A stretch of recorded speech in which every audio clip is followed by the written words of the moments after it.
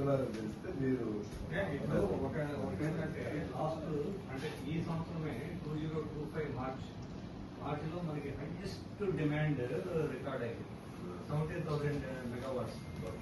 So 17,000 megawatt అంటే మనము మన ఆల్ జనరేషన్ పుట్ టుగెదర్ 50% కూడా కాదు.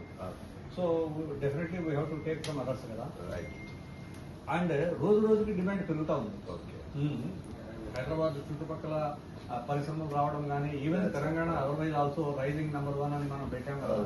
ఈవెన్ అదర్వైజ్ ఆల్సో మనము దాని తలసరి వినియోగం చూసుకుంటే అన్ని రాష్ట్రాల కంటే మనది ఎక్కువ ఉంది.